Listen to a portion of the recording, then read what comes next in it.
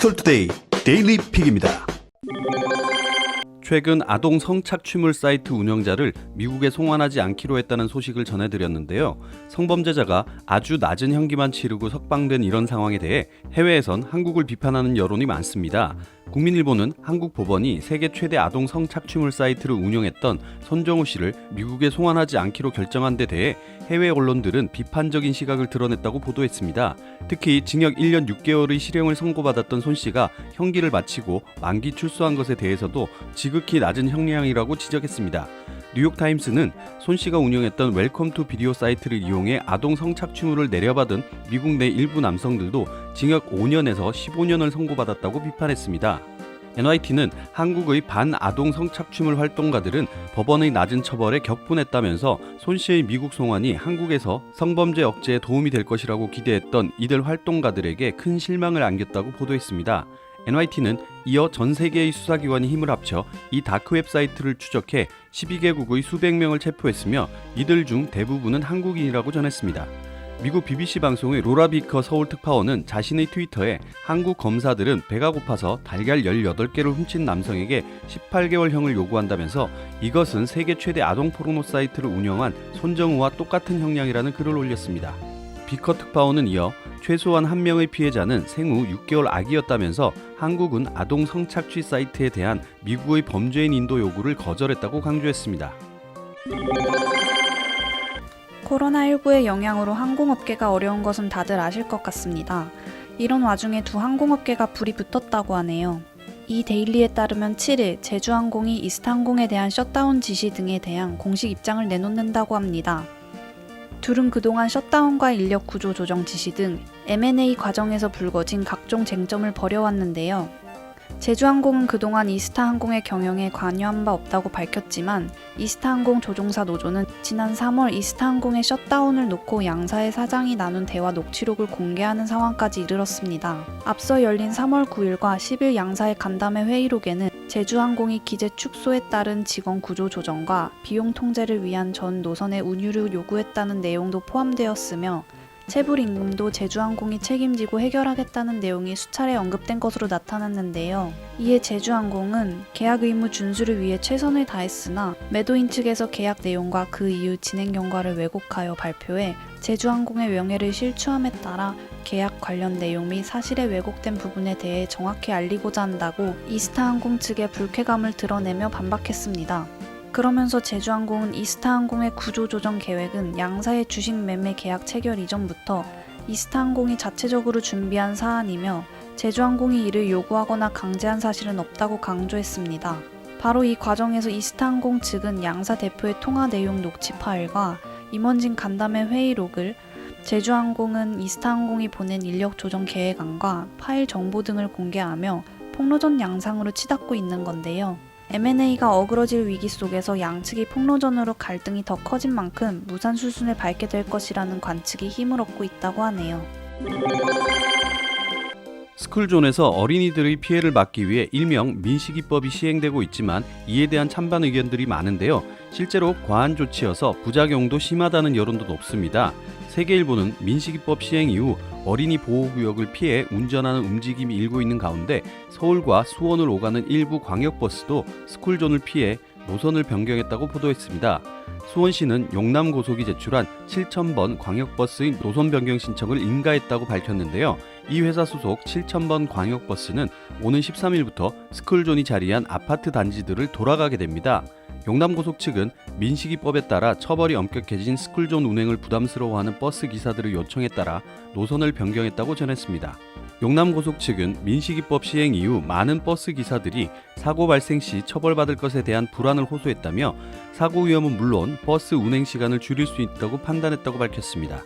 우성아파트에서 신나무실 아파트 구간은 신영초와 영동초가 있어 아파트 앞 도로가 어린이 보호구역으로 지정되어 있습니다. 과속방지턱과 신호등이 많아 민식이법 시행 전에도 버스 기사들이 구간 통과에 긴 시간이 걸렸죠. 수원시는 시내버스와 달리 빠른 운행을 해야 하는 광역버스의 특성을 고려해 노선 변경을 승인했다는 입장입니다. 앞으로 200만 명의 케이블 TV 딜라이브 이용 고객들은 TVN의 예능이나 드라마를 볼 수 없을지도 모릅니다. 바로 프로그램 사용료를 두고 CJ ENM과 딜라이브의 갈등이 블랙아웃까지 언급되면서 파국으로 치닫고 있기 때문인데요. CJ ENM이 딜라이브에 프로그램 사용료 20% 인상을 요구하면서 공문을 통해 사용료가 인상되지 않을 경우 TVN, OCN 등 13개 채널을 한꺼번에 공급 중단하겠다고 했습니다.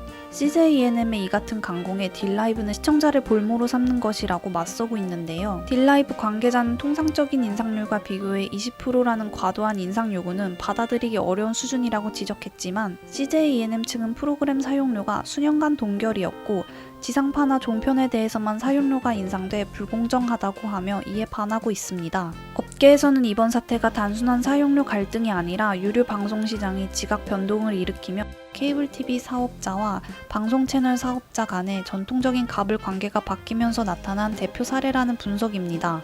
또 케이블 TV 가입자는 지속해서 감소해 영향력이 줄어든 반면 콘텐츠를 공급하는 PP의 영향력은 커지고 있기 때문이죠. 특히 CJ 계열 PP는 시청률은 물론이고 광고 단가도 이미 지상파를 넘어선 상황입니다. 달라진 CJ ENM의 위상에 LG U+ 같은 인터넷 TV 사업자나 LG 헬로비전 등 다른 케이블 TV 등은 이미 CJ ENM의 프로그램 사용료 인상 요구를 수용했다고 하네요. 업계 관계자는 CJ ENM의 콘텐츠는 이미 지상파 이상의 막강한 힘을 갖고 있다면서 이들의 사용료 인상안을 사실상 거부하기는 힘들 것으로 보인다고 전했습니다. 코로나19의 확산으로 초중고생들이 온라인 계약을 하게 되면서 원격 교육에 대한 관심이 엄청난데요. 지금까지는 이러한 원격 교육의 필요성이 크지 않았던 터라 갑자기 시스템을 준비하느라 교육당국이 땀을 뺐었죠. 디지털투데이는 민간 업체들이 운영하는 온라인 교육 플랫폼을 공교육 현장에서 활용하는 방안이 정부 차원에서 논의되고 있다고 보도했습니다. 7월 중순 정부가 발표할 디지털 뉴딜 정책에 관련 내용이 포함될 가능성이 있어 주목됩니다. 2020년 상반기 공교육 현장은 코로나19 확산으로 초중고 온라인 개학이라는 사상 초유의 상황이 벌어졌는데요.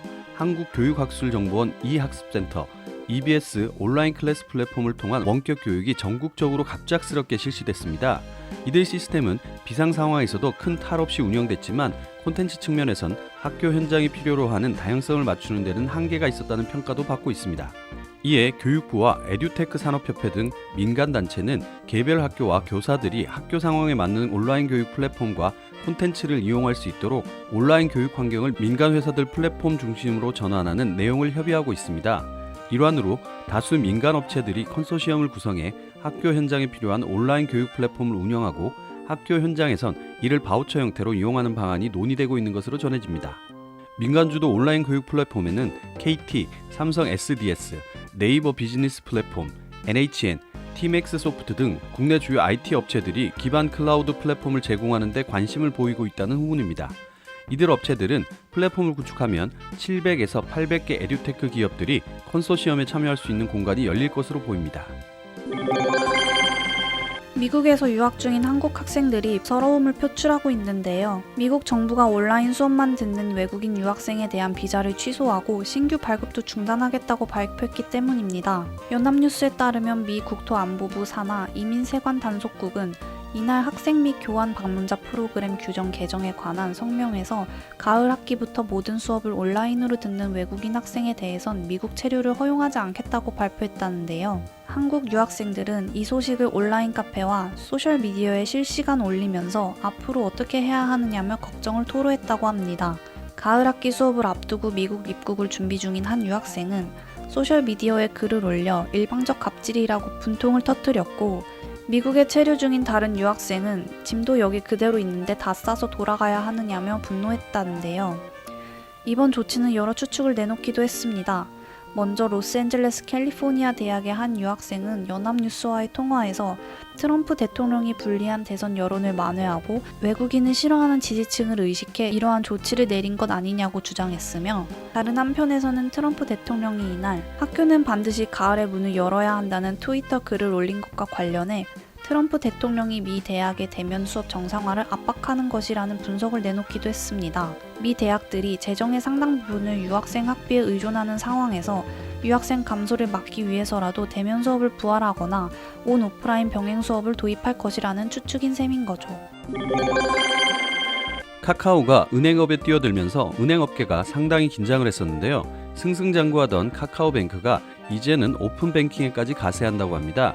디지털투데이는 카카오뱅크가 오픈뱅킹 고객 서비스를 시작했다고 보도했는데요. 카카오뱅크 오픈뱅킹 서비스의 핵심은 내 계좌 관리와 가져오기 기능입니다. 다른 은행 입출금 계좌 잔액을 확인하고 등록된 다른 은행 계좌에서 잔액을 가져올 수 있죠. 다른 은행 계좌는 예적금 및 대출, 휴면 계좌를 제외한 입출금 계좌만을 등록할 수 있습니다.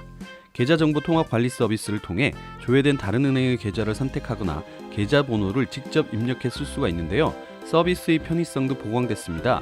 어카운트 인포로 조회된 계좌를 선택하면 한 번에 여러 계좌를 등록할 수 있는데요.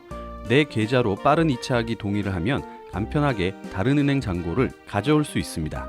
카카오뱅크는 이달 13일부터 다음 달 2일까지 오픈뱅킹 행사를 진행하는데요.